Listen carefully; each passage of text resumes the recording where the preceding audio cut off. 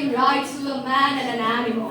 Think of it. An animal voting to choose who the next leader would be, or an animal pursuing education. My sincere salutations to the judges, teachers, fellow competitors, and the audience. In this following matter, I, Skaya of 10 Einstein, stand in front of this microphone, representing Yellow House in this debate surrounding animals should be given the same rights as humans.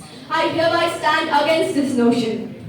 The human breed has put itself at the top of the hierarchy ever since its existence. Coming to think of it, it is in fact reasonable. This is not only coming from me, this is coming from the world of science that states that the human brain is relatively larger and fully developed. The Homo sapiens have developed themselves socially, culturally, politically, and psychologically over time. But animals, on the other hand, have been the same for ages. Although with time, men have entitled themselves to rights and duties that they oblige by. They have evolved to have a higher level of consciousness and reasoning compared to other beings. Granting animals equal rights as humans may pose a moral dilemma. Animals do not possess the ability to fulfill their responsibilities similar to humans, such as paying taxes, following rules, and participating in societal duties. As the opposing party proudly stated that animals should be given the same rights as humans.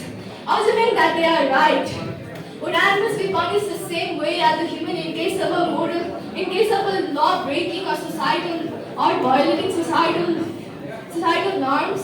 Such cases could create legal chaos and confusion. The mankind has mastered the skill of handling wealth, whether it be societal or personal.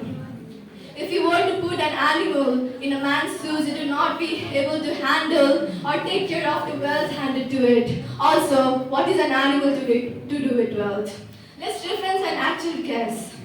Karl Lagerfeld, the former creative director of Chanel, passed on a huge amount of his estates to his cat, Supet. And what has Supet done with the wealth? Nothing. She's an animal after all. But if Lagerfeld had passed down the $1.5 million worth of inheritance to a human blood, the property would have been doubled, tripled, or even quadrupled. By this, I'm not trying to implement that animals should not have any rights. I do believe and strongly agree that it is essential to treat animals ethically and ensure their welfare. But given same rights as humans, it could create societal discord. Everybody in this hall, please look down at your shoes. What are they made of? Probably leather. What did you have for your breakfast? Perhaps an omelette with a cup of milk tea. Have you noticed something similar with both of these answers? They both are animal products. It is, to some extent, logical to use animals for such purposes. But using a human, strictly prohibited by the law, society, and the government. If the rights were truly to be equal, imagine a bag being made of our skin and fast food being made of our own flesh. This shows and hereby proves that animals do not have equal rights as us humans. Various cultures and religions carry a general belief that distinguishes an animal from a human, based on the belief in a soul and consciousness. Sacrificing of an animal is common in many minorities. Because of this, animals and humans having access to same rights might create conflict with deeply held values and beliefs leading to societal discord. All of my arguments that I just made is not in any fact overviewing the abuse, cruelty, and exploitation endorsed by animals. They should be provided with rules of rights of their own that is not in any way intertwined with human rights.